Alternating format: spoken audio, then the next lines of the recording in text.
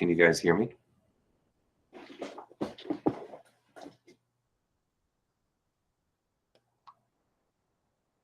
Hi, can you hear me okay? Can you hear me? Check one.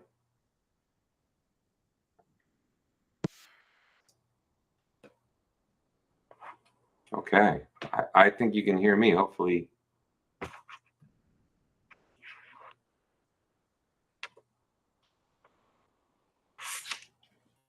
Maybe I should just go. If I can present, I'll just start.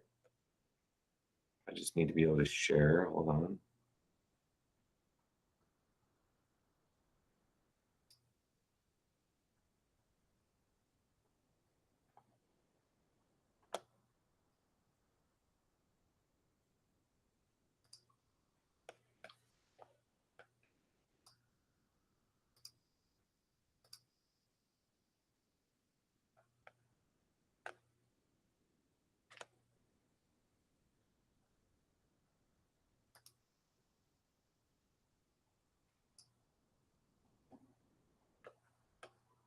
All right, can you hear me? I could probably start, John. At least I'm sharing my slides.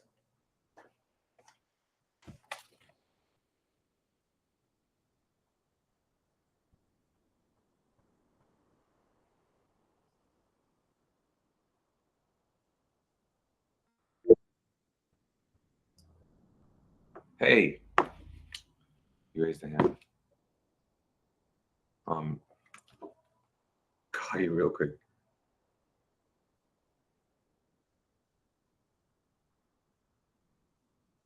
So can you hear me?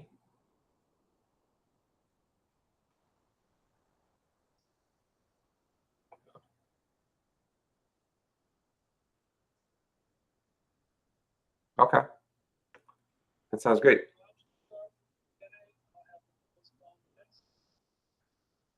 I just gave him an exercise, and I'm going to postpone that until you give your presentation. Okay, and I should be recording this. I want to make sure. Okay. All right. Presenting it should be. All right, we have a recording, so hopefully it's good. So yeah, we'll go ahead and get started. All right, go ahead. I'll leave my phone on. Okay. Everybody, this is Shane McLaughlin. He'll introduce himself and go through his presentation. You're on. All right, nice to meet everyone. I'm looking forward to talking with you today. I've heard a lot about you from John. John's a great teacher. You're lucky to have him as your instructor. Honestly, I don't know anyone on LinkedIn who's got more letters after his name in his title, MS, APR, ABC. He's very wise. You have a very wise teacher. So I hope I can be effective to support his curriculum and impart some of what I've learned on my professional journey for your benefit. So still hear me okay, John? I'm still coming through okay? Yes, you're coming through fine. Excellent. Okay. Let's get started. Let me go to my presentation. So, like John said, my name is Shane McLaughlin. I'm a passionate storyteller and content strategist with a background in corporate communications, organizational change, digital media, and national journalism. I've told stories, managed programs, led teams, moved audiences for Fortune 500 companies like Intuit, Visa, Walmart, Nokia, Sprint, Nextel, where I met Mr. Clemons. I'm also a family guy, and really proud of my wife and kids. I got two boys that are a lot bigger than the picture in my Google background. They're pretty tall now. They probably wouldn't fit in those little caves that are in the background of my photo from the video. For me, there's nothing better than having a job that allows you to be creative and tell stories that have meaningful impact for your audience, whether it's your customers, your employees, your stakeholders, or your communities. We need stories more than ever because stories are the essence, really the essence of our humanity. Stories shape our understanding of the world, and they bring our company strategies and our missions and our business purposes, markets, cultures. They bring it all to life and help us find meaning and purpose that get us out of bed every day. So I hope that sharing the story of what I learned in the past 30 years of working is going to give you some ideas to build your own story, which is only just starting. And I know you think perhaps I'm not that old or there's a filter on my Google Meet, but I'm indeed coming up on my 30th college reunion. And let me tell you, it just feels like yesterday because Time is the cruelest joke that the universe ever played. It cranks by so fast, we don't realize it until it's gone. So I invite you, enjoy every moment and learn and grow and fail and evolve on your career journey that's just getting started. Take the time to talk. In this picture, this is my little guy talking to his cousin, my nephew, after the baseball game, sharing stories, learning and growing. And speaking of learning and growing, John tells me that you're a quiet group, and I can sort of see people. No, I guess I can't see anymore because I'm actually in my tech. So John, interrupt me if people have questions, but you're a quiet group. That's okay. I want to buck that trend and encourage you all to ask questions and chime in. The camera won't allow a bigger picture. Oh, it's all good. It's fine. I was just saying, I don't necessarily want to deliver a lecture. I want you to have the opportunity to ask questions. I'll throw out that cliche that the only dumb questions are the ones that don't get asked. Please think of this as a potluck picnic. We don't know what delicious insights we can arrive at unless we all dig in and bring something to share. So jump in at any time. I know I'm 3,000 miles away, but I got John on the phone, and feel free to chime in. So I want to start with just a couple quick things that help ground me in my professional life, and it bears worth repeating because all of us can remember these things. Good habits, wherever you are in your career, your own happiness, your productivity and success is contingent on how you live your life every day, how you maintain a strict adherence to healthy habits and focus. And these 4 habits in my personal and professional life have made a big difference. Less booze, more snooze, healthy foods, and running shoes. I'm a writer, I like to rhyme. So less booze. You're in your 20s, right? Cocktails after work is part of the drill. Lots of networking ideas and conversations happen in the moment. But what I've found, getting older, less is more with alcohol is a good thing. Cutting back on alcohol increases my energy, reduces the risk of heart disease, helps me sleep better. Speaking of sleep, a Gallup poll released this year, in fact, found 57% of Americans say they would feel better if they could get more sleep. And only 42% say we are getting as much sleep as we need. So try to get 8 hours. I have teenagers and they're so grumpy in the morning if they don't get enough sleep. Healthy foods. This guy looks like he's eating kale. Vegetables like kale have essential nutrients. 25% of the world is anemic. They don't get enough iron in their blood. There's a lot of processed food. When you don't eat well, you run down, less energy, less sharp at work. Eat your vegetables. Lastly, running shoes. Running shoes. I was just using words that rhyme, so it's not as much about running shoes as much as it's about staying active, increased blood flow to your brain, whether or not you're taking a walk, a bike ride, a swim, or anything to get your heart rate up. That's all critical to health, longevity, and a good mood. Just taking the stairs every day, 4 or 5 flights of stairs instead of the elevator, can reduce your risk of dying from cardiovascular disease by 39%. Just moderate exercise. Another thing worth calling out as you get into the work world, be careful with social. Social media it has its perks. It's a convenient way to stay connected with family and friends. LinkedIn is one of the best places to find a job or connect with other professionals. If you haven't already got a LinkedIn profile, definitely get one soon.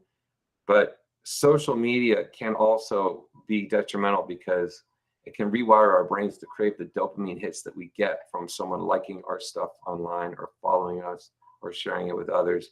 Social media can also make you feel inadequate, isolated when you see how supposedly great other people are doing. Consider this: if someone is constantly posting pictures of their seemingly perfect life, how much time do they have to truly live in the moment? So don't forget about the mental benefits of real life friends, family, and experiences in your life. They far outweigh anything that social media can provide for you. This has been proven by psychologists. So I invite you, even cutting back by 30 minutes a day on social media can boost your productivity at work and help you have a better impact in your job. So those are baseline reminders about living well, and they will help you in your career. Now I want to go deeper and share some thoughts on working in collaboration. And John and I, when we were talking about how we might structure this, we talked about the importance of soft skills. Soft skills, they're defined as personal attributes that someone uses to interact effectively and harmoniously with other people. And you can boil down, this is a very wonky, jargony description, but you can boil it down to 2 words: human connection. Human connection, because these days the world is intense, divided, stressed out. According to Gallup's State of the Global Workplace 2024 report, 49% of US and Canadian workers say they are stressed out. Human connection is more important than ever, because when we support each other, that helps relieve stress. We need more human connection today. But sadly, we don't connect because our heads are buried in our screens. We pay more attention to people that we probably never see or ever will meet, rather than focusing on the meaningful relationships with people in the real world. So I invite you to say hello to someone you pass in the street, even if you don't know them. That person could be having a bad day, and your hello and smile could change that. I know it's happened to me. And as you get into the work world, don't forget about the rituals of hello. Start meetings with a little informal chit chat. How's the family? How are you doing? These little baseline chit chat social rituals start a connection that can lead to better communication and collaboration and help resolve conflicts further down the line. It's really important. And soft skills are so important in the work world. The power of a strong handshake to introduce yourself as a confident and capable person. A warm smile with open body language and arms uncrossed shows you are approachable and receptive. The value of maintaining eye contact to show that you are listening. The Greek philosopher Epictetus said we have 2 ears and 1 mouth. That means we need to listen twice as much as we speak. And the reality is, companies are looking for soft skills. They're hiring based on soft skills. Deloitte Insights reported that 92% of companies say that human capabilities or soft skills matter just as much or more than hard skills in today's business world. So the how we do things in the work world is actually more important than the what, because you could be the best person in your field or job, but if people don't want to work with you, you're not going to be in that job for very long. Because when all is said and done, human beings just want to be understood in these little rituals of hello and showing empathy, of chit chat before the meeting. They may seem inefficient in this high-tech world of ours, but they're more important than ever. John and I also talked a little bit about the importance of emotional intelligence, or the ability to understand and manage your own emotions as well as those of others, because emotional intelligence is really going to directly impact not only how you interact with your colleagues, but how you deal with stress and challenges, because stress and challenges are coming. No one goes into their professional career thinking everything's going to be roses, reorganizations will happen, conflict and disagreements will occur, layoffs, difficult bosses, challenging work environments. All of these things will happen, but you will get through your challenges. You will grow as a result, and emotional intelligence will be your friend when that road gets rocky ahead. And I'm going to, yes, Shane, sure.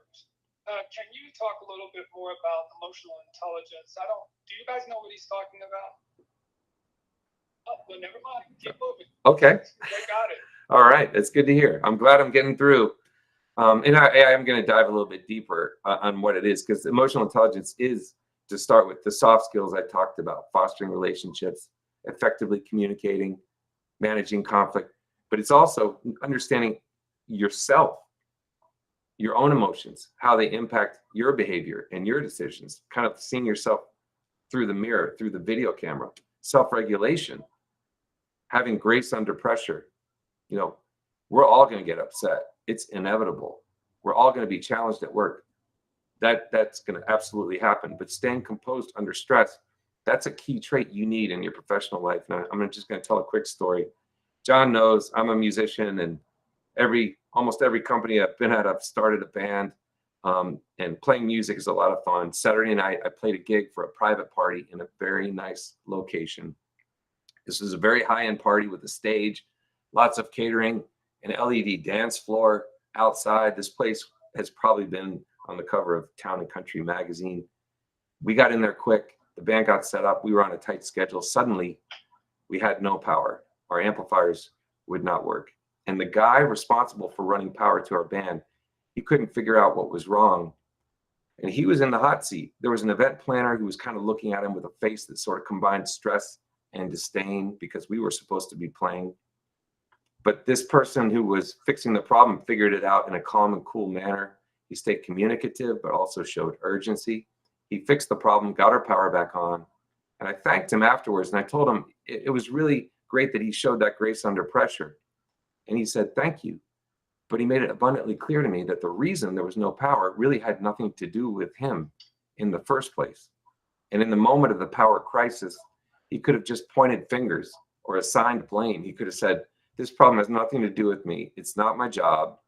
Call someone else. And instead, he managed his emotions, acted with a sense of urgency, and eventually solved the problem. And I've seen plenty of crises in companies.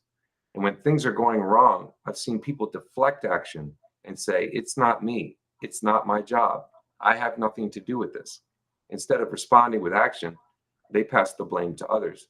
So as you start your careers, I invite you to channel my colleague from the gig on Saturday night. Be a creative problem solver who is recognized for making things happen. Don't be a person that says, that's not my job. Embrace challenges in your career with a proactive mindset and a willingness to take ownership. 2 more pieces of emotional intelligence: motivation, being able to achieve your goals, to grow your career and celebrate the successes of your team. That's really important and part of the growth mindset, which I'm going to discuss shortly. And lastly, probably most importantly, is empathy, because you need to understand where your manager, your colleagues, people who work for you, your stakeholders, understand the feelings and motivations and agendas of others and respond to those emotions thoughtfully. And that's the secret to navigating a corporate culture. Are we good on emotional intelligence, John? Any questions or any thoughts? Any questions from anybody? No, they're rolling along. All right. So my father-in-law has a saying that he got from his family that I love: don't always tell the truth, but don't always be telling it. We live in a world where what's truth is totally becoming subjective, because we all have our own version of the facts. We have an infinite number of places to find and share information. But in the work world, you need to be mindful about what you share and how that affects your brand, because your brand is everything. And one lie, one inaccuracy, or a bending of the facts, even unnecessary gossip, that can erode relationships that you have worked on for years. It can taint your brand. So you want to tell the truth and build trust and foster those relationships, but you also want to exercise tact and discretion when you share information, to know when you should tell the truth and when you should stay silent. It is so important because there are so many matters that are confidential and sensitive in the work world. It is even more important when you become a leader and you manage people at some point. The ability to communicate thoughtfully, balance honesty with empathy, that's what builds trust and respect within your team. Emotional intelligence will help you know what to say and when to say it, so that you can foster positive outcomes and help your team grow and learn. Anyone seen The Godfather? Any movie fans in the room? It's probably a little bit, it's more. You can't see their hands. So. It's a little before your time. I get it. That's good. People see it. That's good. You might know this quote. It's not personal signing, it's strictly business. It's just a reminder that it's easier these days than ever than to take things personally, and being able to understand why business decisions are made, even when you disagree with them and even when they impact you. That's an important quality of building a good brand as well. For lots of us in communications right now, communications, content, marketing, and other functions, I'm sure John's talking with you about it, but there's a lot of impact with the rise of artificial intelligence. There's a huge change coming, but instead of resisting this change, I've decided to embrace it. I took an AI literacy course. I honed my skills in prompt engineering. I even used AI to refine my copy and create images on these slides. You'll notice some of the AI people on my slides are sort of melting, like the final scene from Raiders of the Lost Ark. So AI is not just perfect just yet, but in short, I'm adapting to AI, not complaining about it. I cannot take personally this massive shift that's impacting the nature of what I have done for decades. And I view this as an opportunity for me to become an even better content strategist, to grow my skill set and to improve as a professional.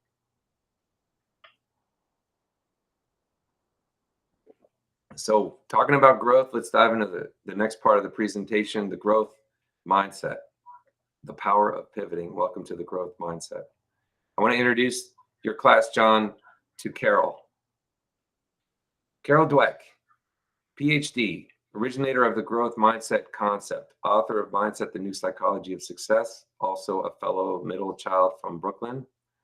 I'm reading her book. I've read a bunch of her stuff. It's fascinating because basically growth mindset postulates that our skills are not innate. Our abilities can be improved through effort, learning, and persistence.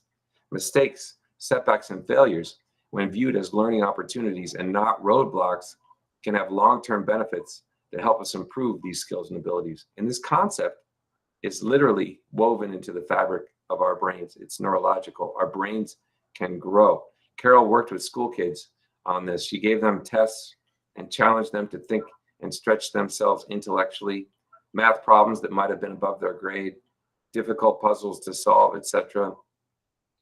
And some reacted in a really positive way, saying, I love a challenge.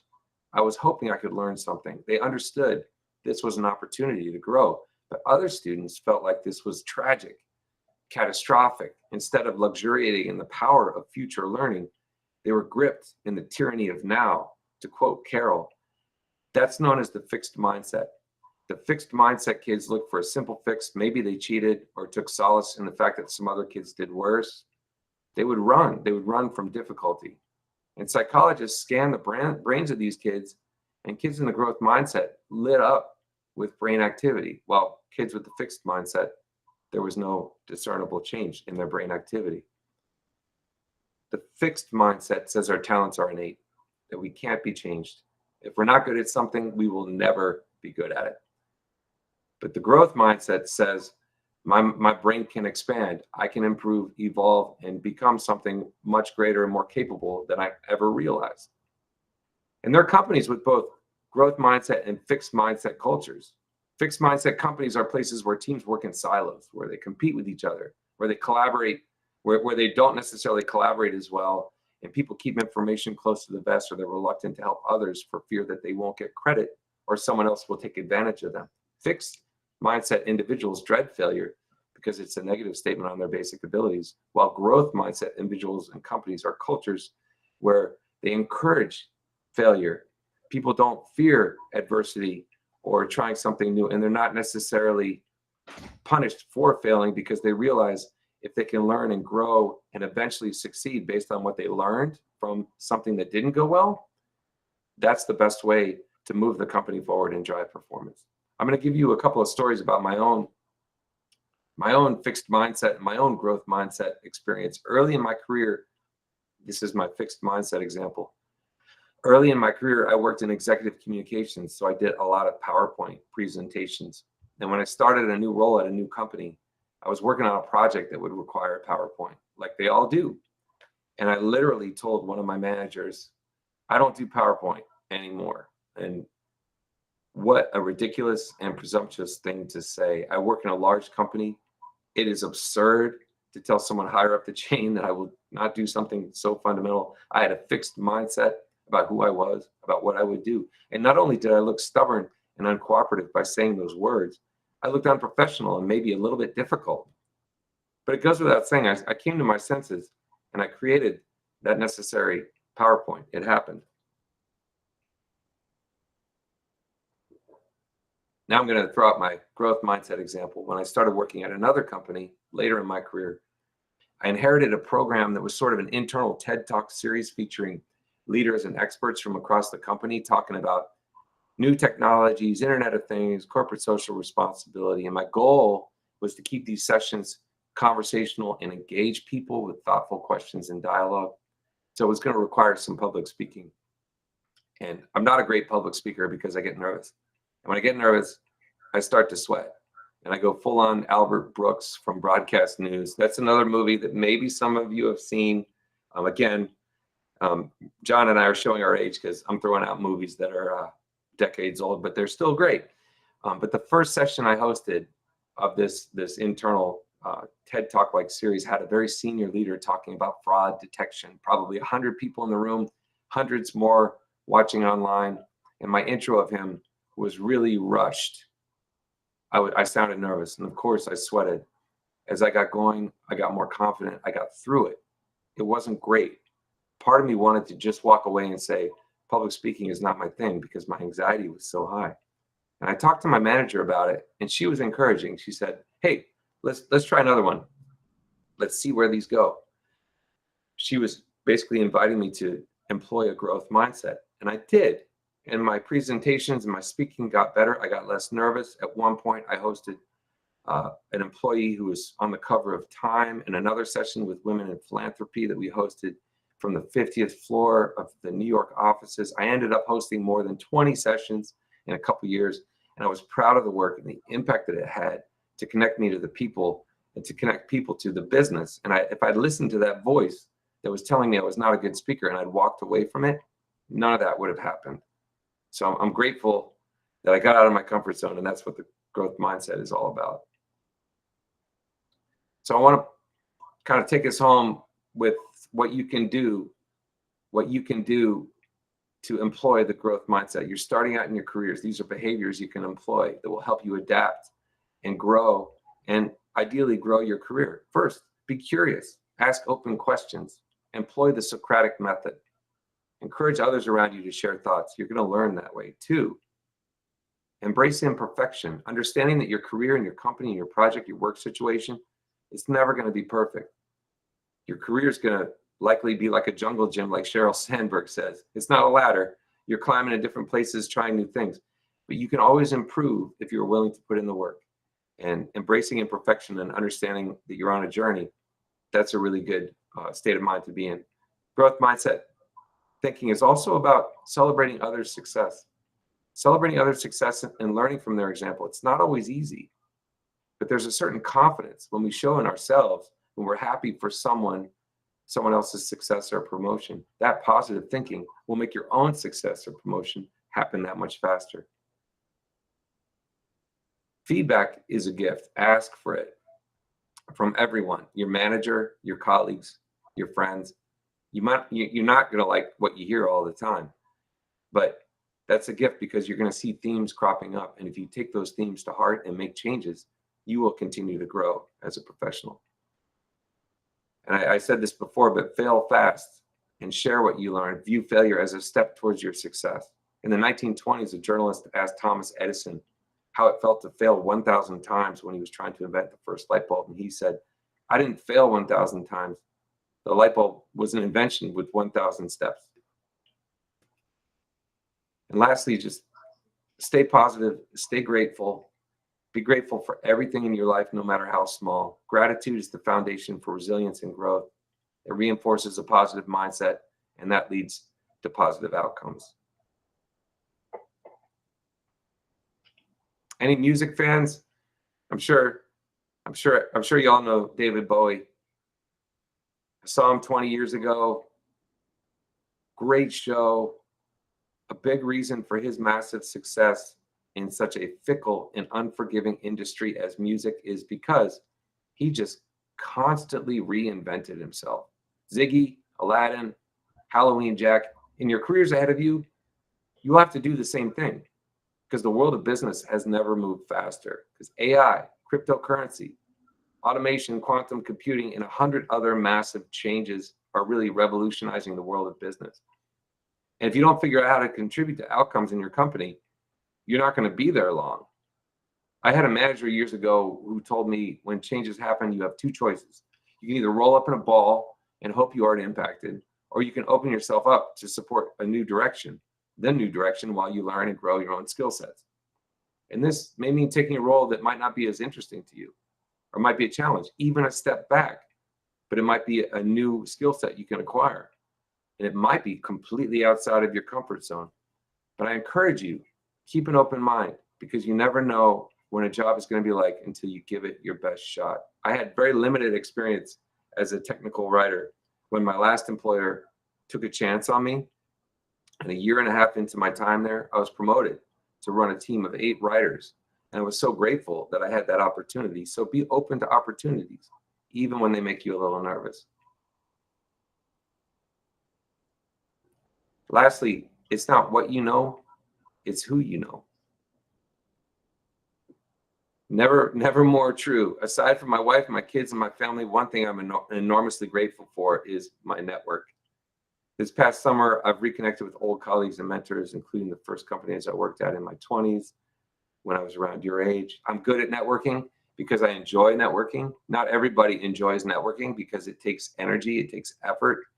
But if you're looking for a job, the reality is you're going to have 4 to 5 times more. You're going to have 4 to 5 times more likelihood of success if you work with a contact or a friend who is already at a company where you'd like to work at and refers your resume internally. 4 to 5 times more likely to get a job based on someone you know referring you. Quick story about the value of your network. I was referred to a job that took me to California from New York 13 years ago. My company in New York was not doing well at all. I was looking for a job. A recruiter arranged for me to have an interview with a company in Arkansas. Now, maybe I'll create a Visio chart, so work with me. This is this is a lot of explanation, but I flew from New York to Arkansas. I didn't get the job in Arkansas, but while I was in Arkansas, I met my old colleague Jen for coffee, who agreed to meet on a moment's notice, thanks to a reminder from another friend of mine and John's, our friend Susan, who we both worked with in Virginia. And because I had coffee with Jen in Arkansas, and because Susan from Virginia reminded me that she was there, I was referred to a job in California and moved there from New York. And I've been there for 13 years and loved every minute of it. That's the value of networking. It's not what you know, it's who you know. I invite you to do what you can to meet people and learn in the industries where you want to work. One chance coffee meeting could take you to a new adventure across the country, because that's what happened to me. So this is the last thing in my presentation. I'm going to wrap up with a quick story about one of the world's most successful people, Elon Musk. I know he's a bit of a lightning rod these days, and I don't appreciate what he's posted and said, but this story I leave you with is a powerful reminder of how wealth, power, and success really pale in comparison to the value of human relationships. In 2018, Tesla was facing immense production challenges. The company had missed several key targets for production of new models. Many doubted its ability to scale up to mass production. They had to extend the assembly line outside the factory in Fremont, California, just to try to hit a target to deliver 5,000 cars per week, setting up tents in the parking lot just to hit this nearly impossible production goal. And despite the odds, Elon shocked his critics in Wall Street by reaching this incredible milestone, producing 5,000 cars per week from that factory.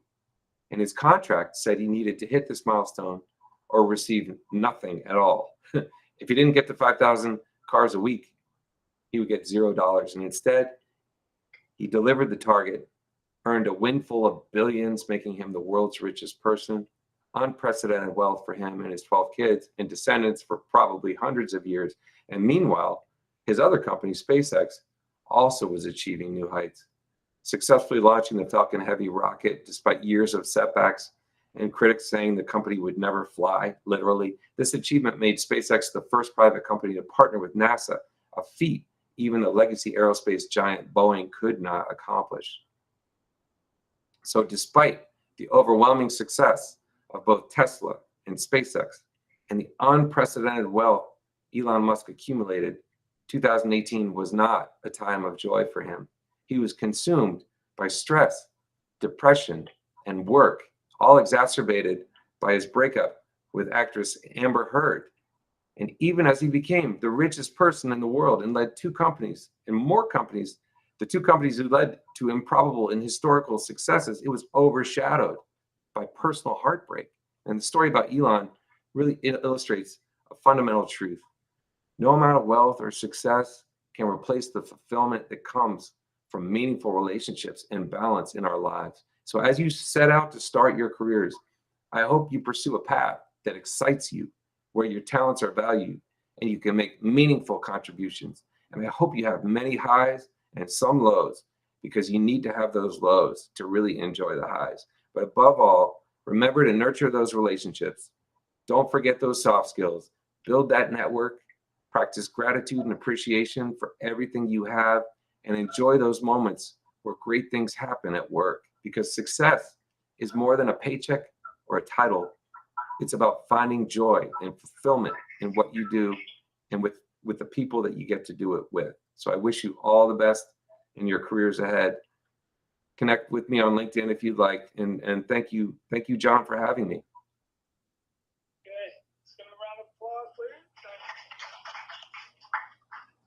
Okay, you mentioned is who you know really important, and that's a point that will be underscored when they meet with the head of the Career Center. He'll be talking about careers, how to do resumes, how to do cover letters, the importance of networking. And I will say that Sarah brought up in the first class about PRSSA. Great idea. That's an opportunity, Sarah, to tell you. So, but that's an opportunity to network.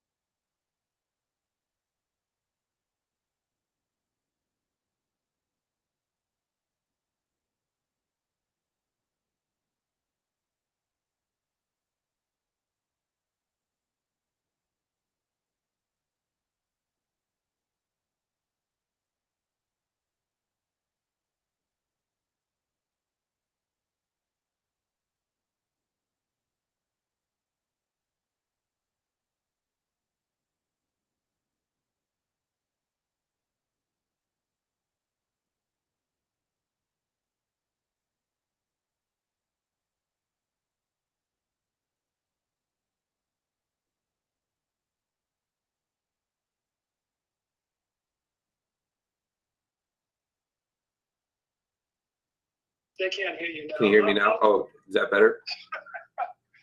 Yeah, so I'll shoot you some pictures, man. I'll get back to you after this class, and we'll talk a little bit more. Sounds great. Thank you. Best of luck to everybody. Take care. Bye.